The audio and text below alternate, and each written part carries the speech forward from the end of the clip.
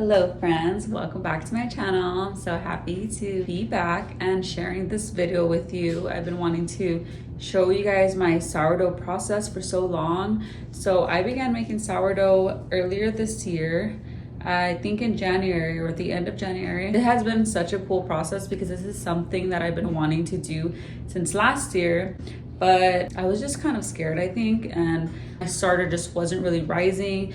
But now I know like what I could have been doing wrong.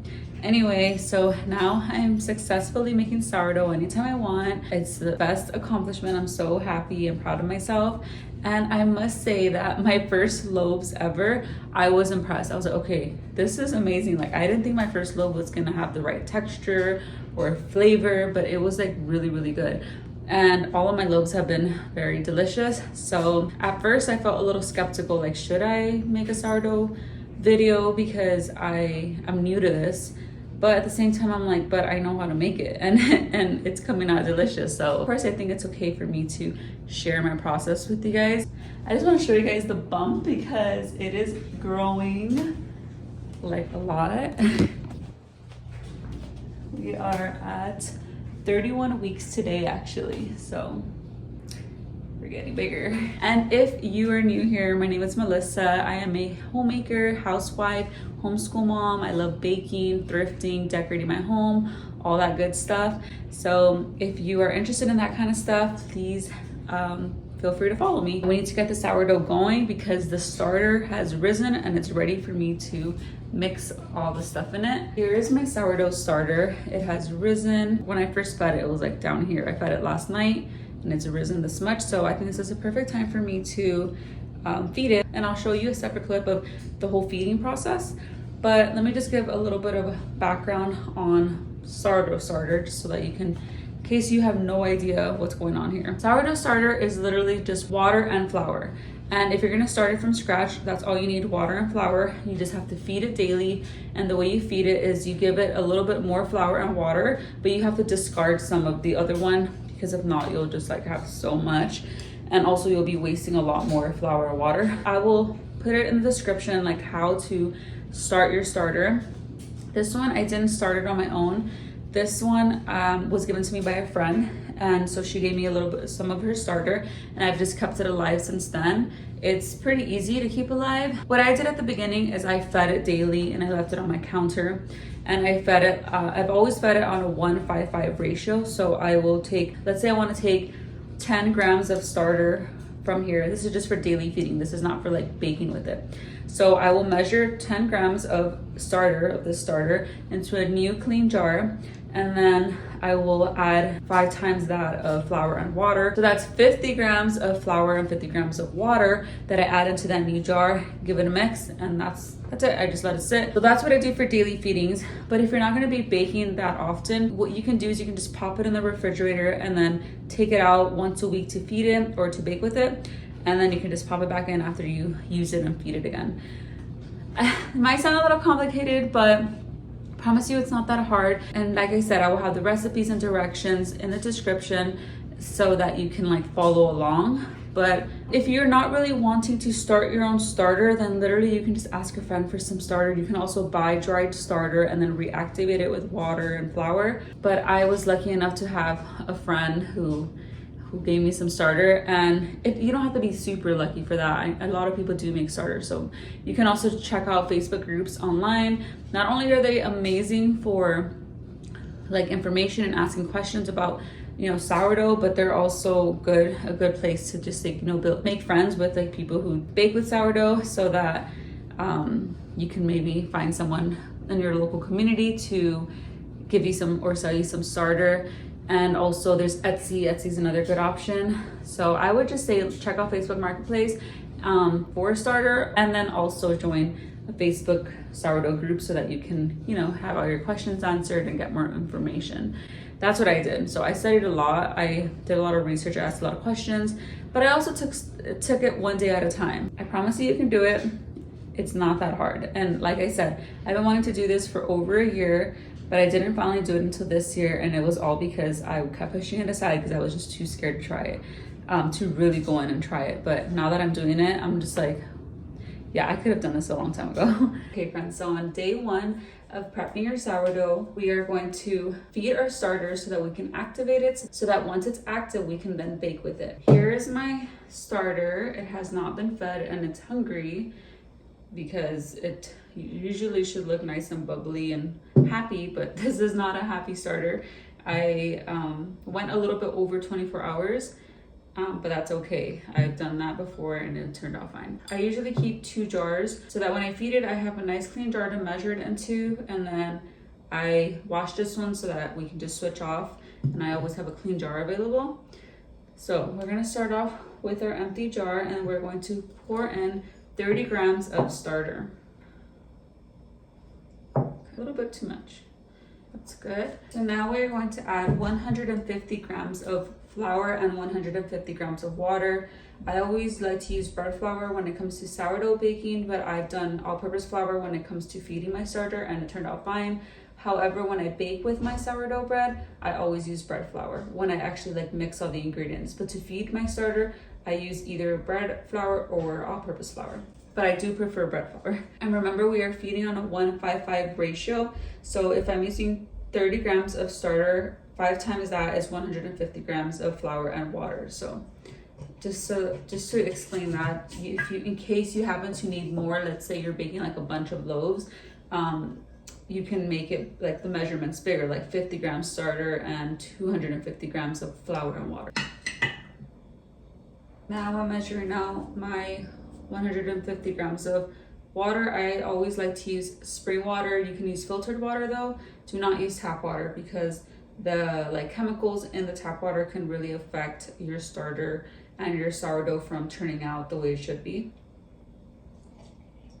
Now we're going to give it a stir. I like to use something more like a stick, so like a chopstick or a butter knife. And that's pretty much it. Now we're going to put this lid loosely over it, and you just set it on your counter for, it depends on the temperature of your home, but I like to, if I feed my starter at night, I let it sit overnight, and then the next day I'll use it for my sourdough baking. And then if I feed it in the morning, then usually by the evening it'll be nice and active and ready for me to mix it in. So it really just depends on what time you want to use it, what time you're ready to mix your ingredients to start your sourdough. As for the discard, I'm going to discard this, but you can also save it. And there's a lot of discard recipes that you can find out there, but I'm just going to dump it because I always end up with too much discards. So I'm going to dump this, and it's best to dump it into a trash can because this can clog up your sink even if you have a garbage disposal. So I try to typically dump it all in the trash can, and then I just let it sit with water and soap if it's kind of hard to clean it. And then once I get all the big chunks and everything out, I usually pop it in the dishwasher with the rest of my dishes, or I'll just wash it by hand. What I used to do at the beginning is I used to draw a line with a marker so I can see how much it's risen. That just kind of helped me like make sure I was like seeing it properly, because at the beginning I was very nervous. And then once your starter is active and bubbly, it's like I said, it's risen, it looks very bubbly. You can try the float test to see if it's ready to bake with. And the way you do that is you just fill up a cup with water. It could be any kind of water, like tap water or regular water. And then you just grab like a little scoop of your active starter, dump it into the cup of water, and it should float at the top if it's ready to bake with. So that's something that you can try. I no longer do that, but at the beginning I did that like religiously just to make sure my starter was ready to go. So that's a little tip that you can try out. And so that's it for day 1. Now you can move on to day 2 of your sourdough baking.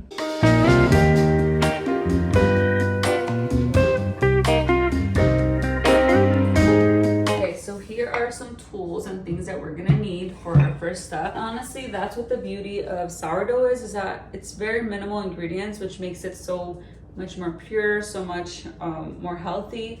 So it's literally just flour and water and salt, unless you're gonna make it like a flavored bread like Jalapeño Cheddar, which we will do today. Well, not today because it's gonna be a process. So you're gonna see me in different outfits because I'm gonna be working on this for the next like couple days or so.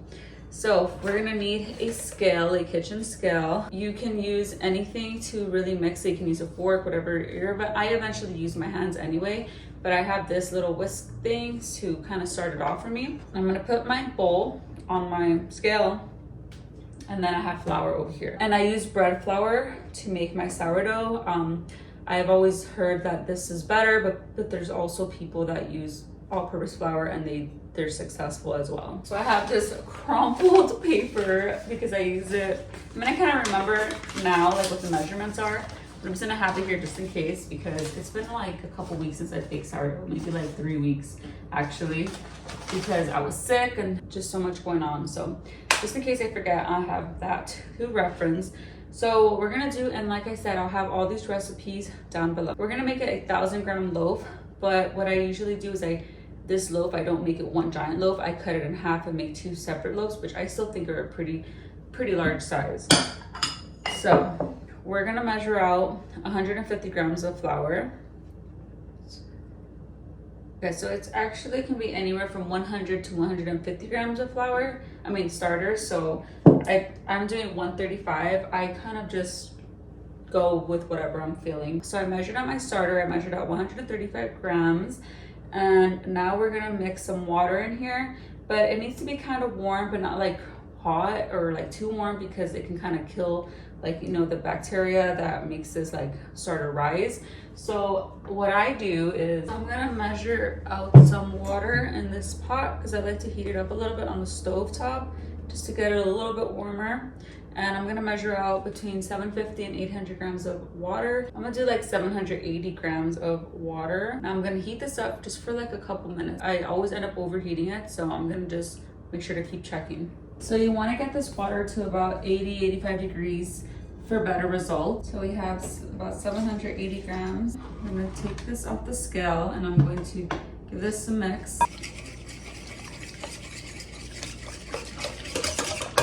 That seems about good. I'm gonna clear my area a little bit.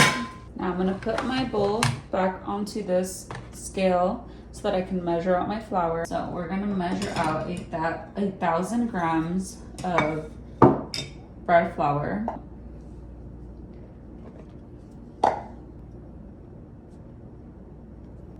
It's a little bit over, but it's not a big deal. As you continue making sourdough, you will see that the measurements do not have to be exact, but I think at the beginning it was helpful for me to have like precise measurements, and I still am pretty precise. Some people don't measure at all. I do want to get to that point though where I don't need to measure at all. So I'm gonna click tare so that I can add my salt now. I always use real salt. It's sea salt, and we're gonna do 20 grams of sea salt.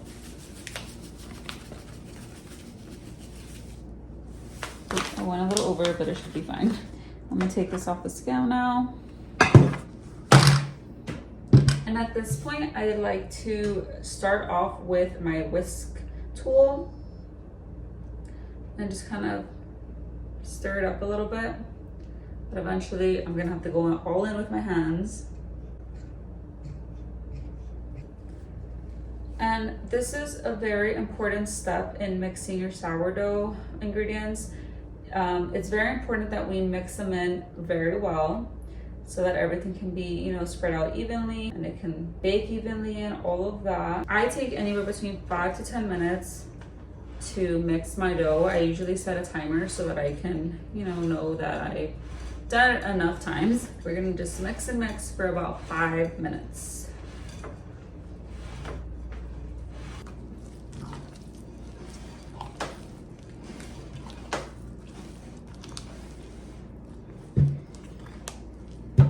Okay, so I didn't mention this earlier, but right now that I'm mixing, I have some time. And I forgot to say that there are so many different methods of sourdough, of making sourdough, of caring for your starter. So I'm obviously just gonna share with you my method as you keep practicing and continue with your sourdough journey and keep doing your own research and your trial and errors.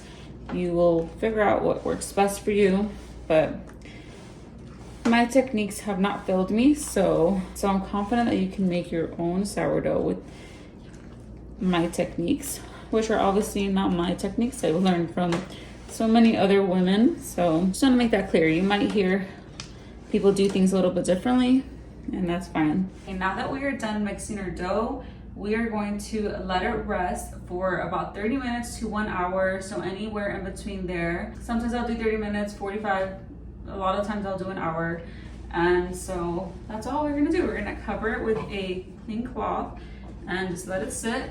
And the reason for this is because we're going to allow the flour to be absorbed and hydrated completely with the water so that it can, you know, really do its thing before we move on to the next step. So it has been about an hour now, and I'm wearing an apron now because I was watching back a little bit of those clips that I just filmed, and I look very messy with the flour all over my black jumpsuit. After that hour, the dough has sat, and the texture is a little bit different now because it has absorbed the water. It might not be as wet as it was earlier when you first mixed your dough.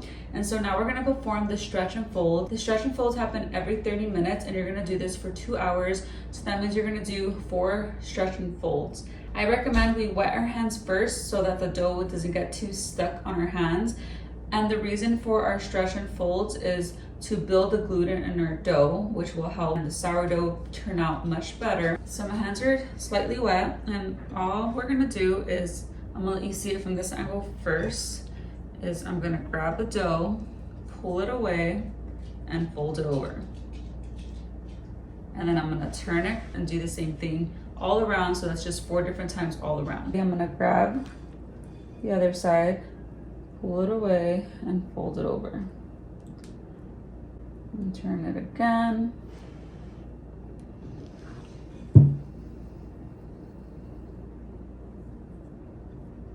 And you're gonna see as you continue doing this throughout all the stretch and folds, it's going to get like more tighter and not as like gooey and messy.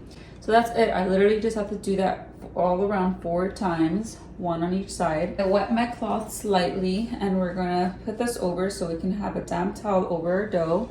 And then we're just gonna let it sit for another 30 minutes. I'm gonna set my timer for 30 minutes. And then in 30 minutes, we'll do the exact same thing. Okay, we are on the 3rd stretch. I didn't film the 2nd stretch. It's already looking like it's easier to work with. It's not as sticky as it was. So we're gonna stretch it for the 3rd time.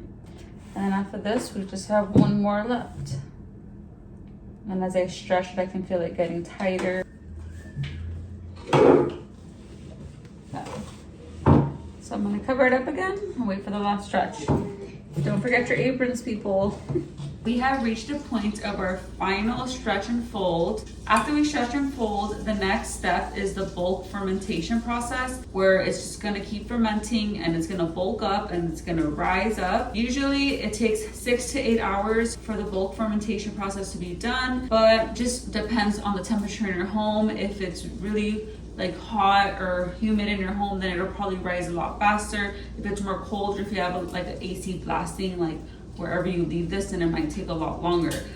So what I'm gonna do is I'm going to let it sit overnight. That's usually what I do. I started doing the mixing and the stretch and folds in the afternoon, like around 4 p.m. And tomorrow early morning, I will move on to the next step. So we're doing our last stretch and fold.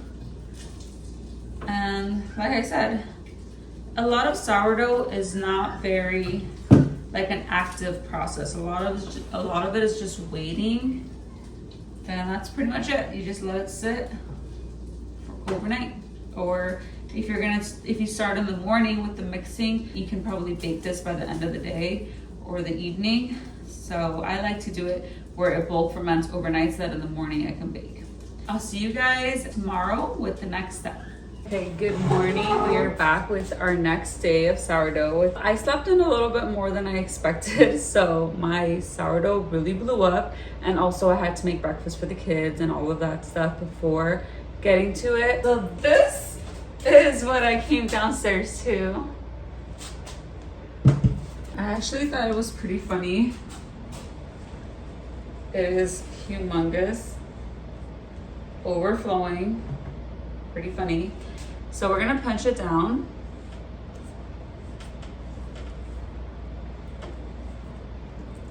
Super fermented. You can see all the bubbles in here. You can see the bubbles on the side.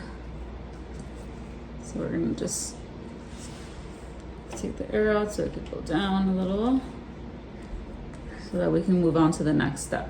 So we're going to stick to making 2 different loaves. We're gonna cut our dough in half, and we're gonna make 1 jalapeno cheddar and 1 just regular sourdough. For the jalapeno cheddar, I have sharp cheddar.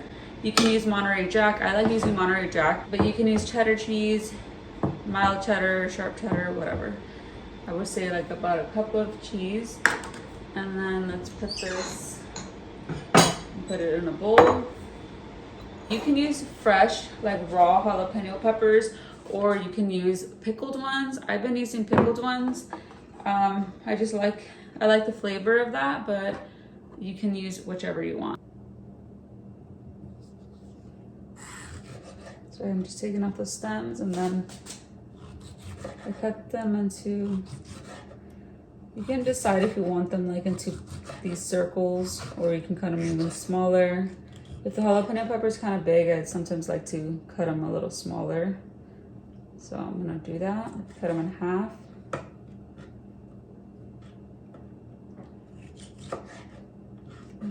Put this in a bowl. I do about 2 to 3 peppers. Okay. So yeah, we did 2 big ones and 1 small one. What we're doing to prepare for the next step is I have this panettone right here, and it comes with this liner. So I'm going to use one of these, and then I only have 1 panettone, so I'm going to use a similar size bowl. I usually use this one, and we're going to put a cloth over it, and then we're going to sprinkle it with some flour. And so that's how we prepare our bowls, or panettons. Panettons, I'm not sure. I think it's panettons. Okay, so then I'm gonna put some flour on my workspace. I have this tool right here. I'm not sure what it's called, I forgot. And this helps it's like a scraper, so it helps to kind of move the dough around. So we're gonna dump our dough onto this workspace. It's kind of small because I can't use a table for working on, because in my previous video, one of my previous videos, I talked about how we still need to treat this table, because that's why I have a cloth over it. Aside from the cloth looking cute. I'm gonna put some more flour over, because it's gonna be kind of sticky to work with. And then I'm gonna cut it in half. I'm gonna eyeball it.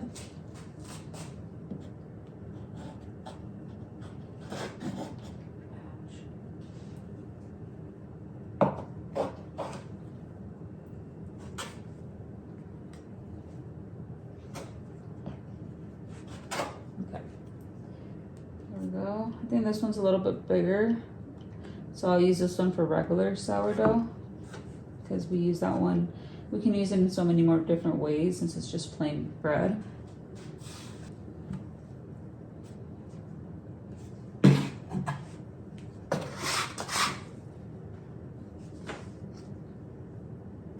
Just like there for now.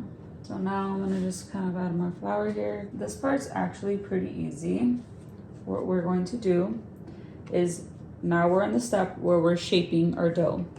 So there's different techniques for this. I'm gonna show you one way that I do it. You kind of just like make it flat like this a little bit, and then I start grabbing the ends and kind of just bringing it to the center all the way around. And I keep doing that, it makes it tighter. Okay.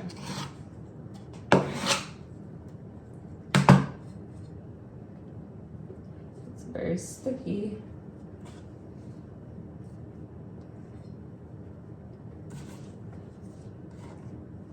Okay,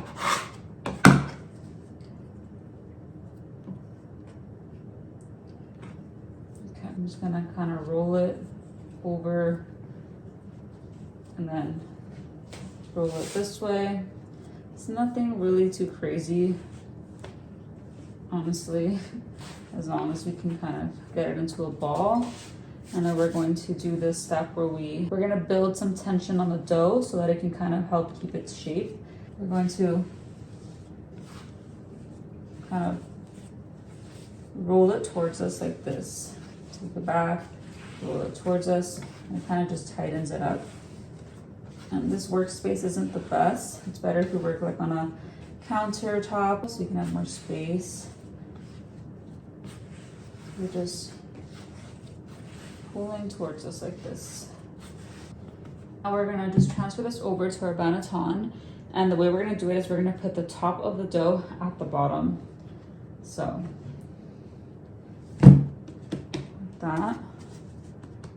And the reason for this is so that when we move on to the next step, we can just flip it over onto our work area and you'll have it on the right side. Now we're gonna move on to the jalapeno cheddar. Put some. So when we add inclusions, we once again kind of like spread it out to like a square rectangle shape.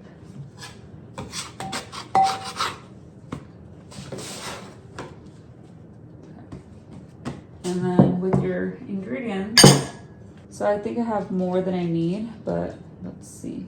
So we're gonna spread out the cheese all across the dough. And then we're gonna put some jalapeno peppers on it too. And then what I like to do is start closing it up like that. And as I close it, I add more to these areas. You can be as generous as you'd like with this. I like to be pretty generous with it.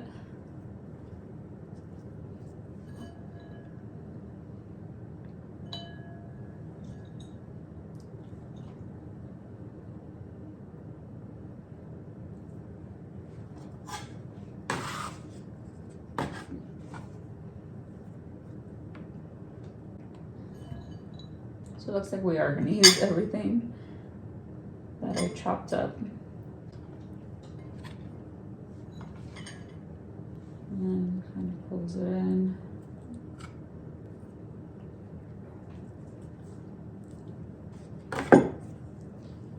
We got a full Big Mama here. Okay.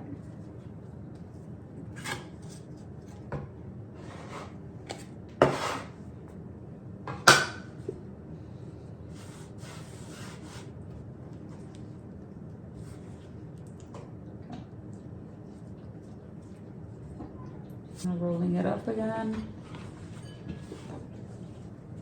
And we're gonna build some tension. Okay, so I think this is about good.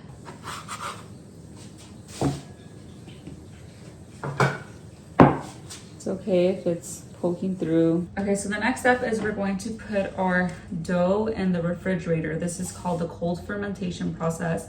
And what this does is it pretty much continues fermenting your dough, but at a much slower rate, because you saw what happens if you leave it out. And if I continue to leave it out, it might just keep getting like too much of that sour taste. You put this in your refrigerator and you can leave it for a minimum of 1 hour. I've heard that people say 1 hour, but I've heard more people say the longer the better. So like 3 to 5 hours minimum might be better. Oh, and the longest you can leave it in your refrigerator, I've heard, is up to 5 days, but I try not to go past 3 days. I'm gonna bake this today though. Same day baking is also good. So it is 11 a.m. right now, and I'm gonna probably bake it maybe like by 4 p.m. today. After you have your bread, you do wanna let it sit for like at least an hour before you cut into it, because it continues to cook.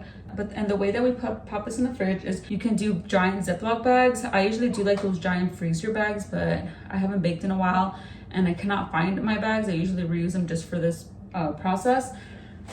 But whenever I don't have those, I use these reusable Sprouts bags.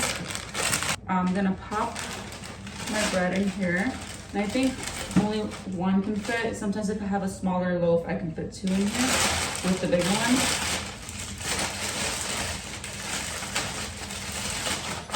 Do the same thing for my jalapeno cheddar loaf. And now I'm gonna make some space in my refrigerator and set these in there.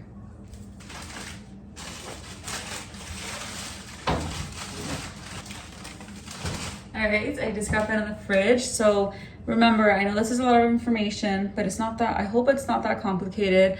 Like I said, I'm gonna have everything in a post written like on a link where you can click on it, and all the directions and details will be on there so you can follow it step by step. But a lot of sourdough is just preference and experience. So we're just gonna let that sit in the refrigerator for a few hours, and then we'll get to the next step, which is baking. So that's exciting. So it is about 3 o'clock now. And so I'm gonna start prepping to get my bread baked. So the first thing we're gonna do is we're going to set the oven to 500 degrees, which is very high. We're not gonna bake it at that temperature, but we're just gonna warm it up to that temperature so it can just be really, really hot. But you're also gonna make sure to put your Dutch oven in the oven as it preheats, so that the Dutch oven can also be very, very hot, which helps with the whole cooking of the sourdough and the baking of it. I have this Dutch oven that I use for my sourdough. I'm not sure how many quarts this is. It says 4, I believe, if I'm not mistaken.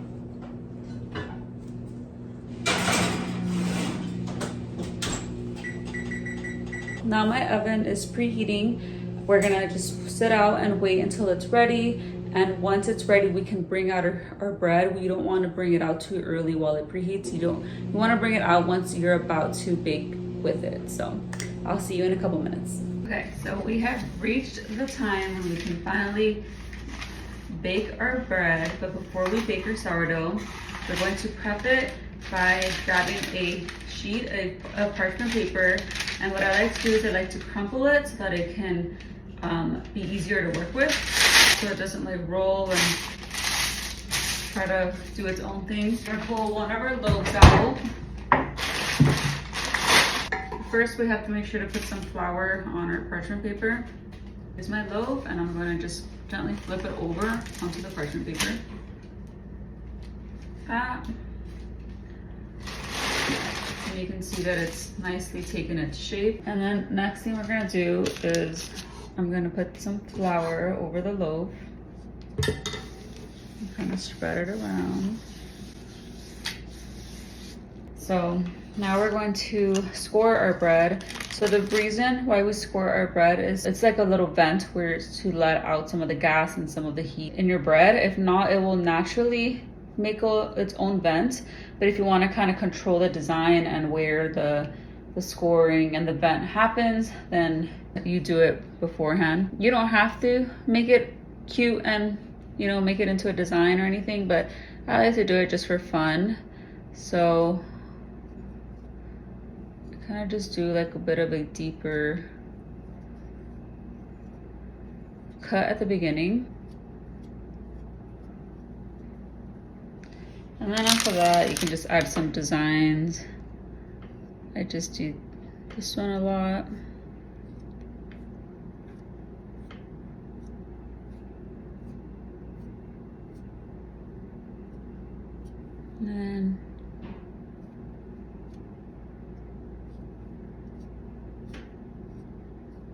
And you could use a knife as well. I've never done that, but this one came with my sourdough starter kit set that I purchased on Amazon. So I'll link the kit below that I used. I'm just gonna do one over here along the big score that I made here. Pretty much it. That one came out kind of messy, but it's fine. Now we're gonna transfer this over to our Dutch oven. So I have my very hot Dutch oven here. I'm going to transfer over my bread. I'm going to gently just place it inside. Careful not to burn yourself. I still have a mark from a couple months ago of when I reached over to grab the lid and I touched the handle on the Dutch oven part. So let's be careful there.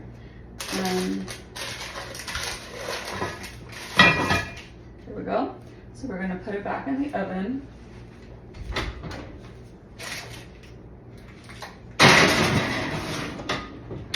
We're going to lower the temperature to 450 degrees. And I set a timer. I like to bake my loaves for 20 minutes. So I'm gonna put a timer for 20 minutes.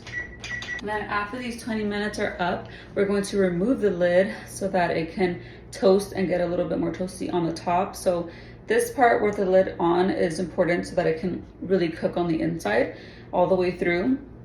And then you can remove the lid and then let it finish cooking, but this time it'll, you know, kind of make the top a little brown and toasty, more rustic. Once I remove the lid, it can be anywhere from like 25 to 35 minutes, depending on how toasty. It could be less or more, depending on how you want your bread.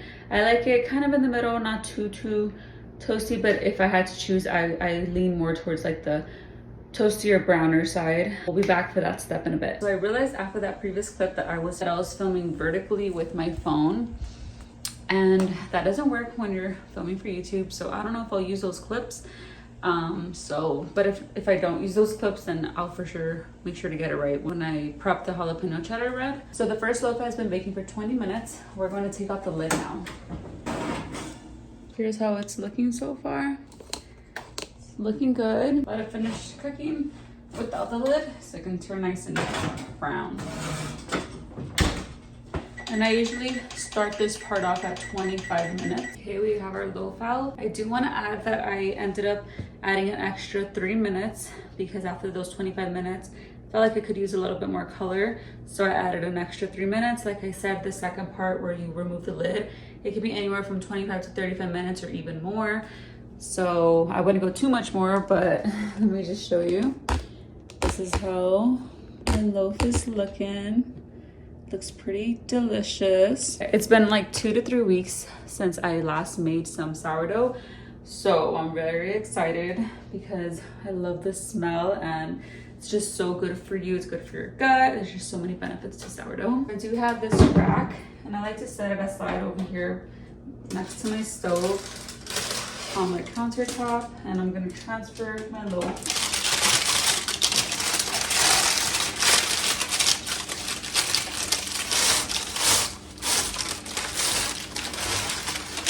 So there is a little bit of an indent on this side, and that's because the parchment paper was like creasing into the dough when I first put it in, I guess. So what can help with that is just to make your parchment paper a little bit longer so the edges and the tips of the top of the parchment paper don't like cut into the bread. So we're just gonna let this beauty cool down for a couple hours before we cut into it. But of course, I do need to prep my jalapeno cheddar bread. Put some flour on our parchment paper. Gently flip this over and set our loaf on the parchment paper. There's this beautiful bread. Just love looking at it. So this loaf we're going to score a bit differently. I'm just going to do like a little bit of a cross in the center.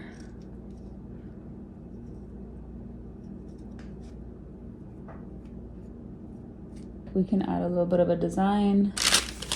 That one didn't come out great at all because there was a lot of chunks of jalapenos in there, and so it was kind of in the way.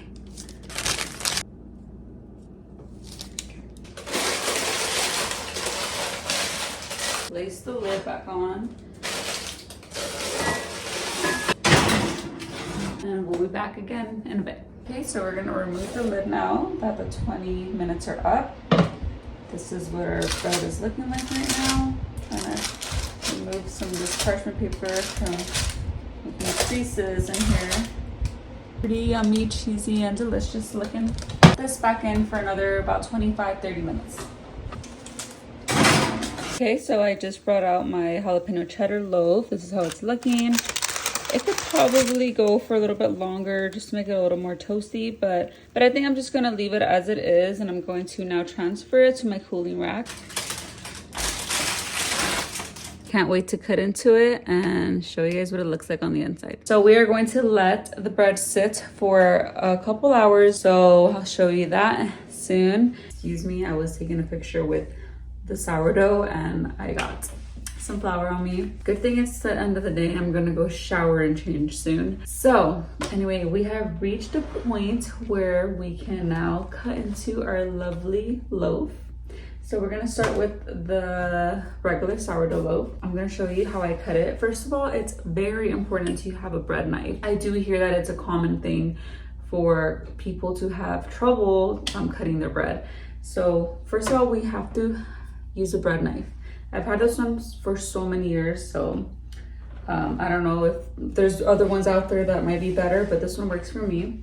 So what I'm gonna do is I'm gonna cut it down the middle. So say goodbye to this beautiful cut, this beautiful score. So put it like this. I like to pick it up and then keep cutting it down. It makes it so much easier to cut this way. Here is the bread. Kind of cut it a little uneven there, but it's nice and springy and smells delicious. I'm gonna cut myself a slice. Another thing you could do at this point is you can start cutting it this way so that you can have like smaller slices that will fit in the toaster. But I'm just gonna cut a long slice for now. I know that it looks like I'm putting so much work into cutting it, but that's just because the crust is like really toasty and it's very crusty and crunchy. But the inside, don't be fooled, because the inside is so soft, so delicious. It's just the outside, but I like hard crust. So I have some homemade jam that I made recently. The only issue with this batch of jam that I made is that it turned out a little bit runny, but it's okay, still tastes really good, really good. I'm just gonna try the bread by itself without any jam.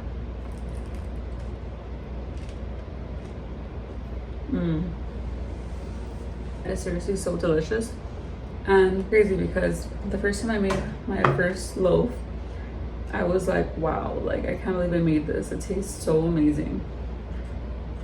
And it really still does. It still gives me that joy that it did the first time I tried it. So I'm gonna put some jam.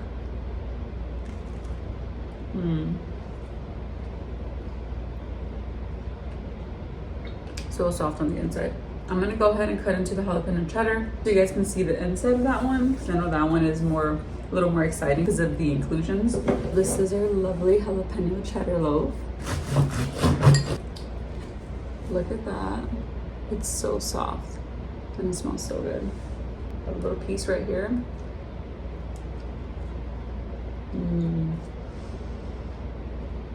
It's been a while since I made jalapeno cheddar. I highly recommend to use sharp cheddar cheese because it really is so good.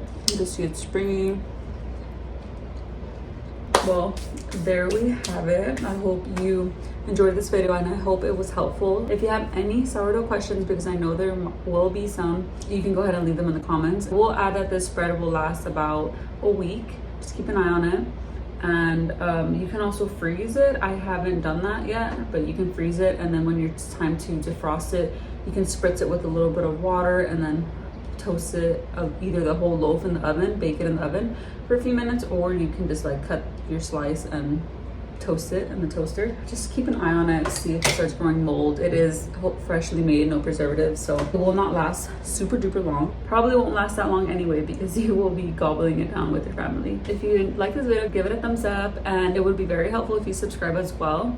I am already planning my next sourdough video, which is my favorite loaf of all, the double chocolate chip sourdough bread. It's so amazing, so I can't wait to show you guys that recipe. So that one will be coming out soon, so be on the lookout for that one. All right, thank you so much for watching, and I'll see you soon. Bye.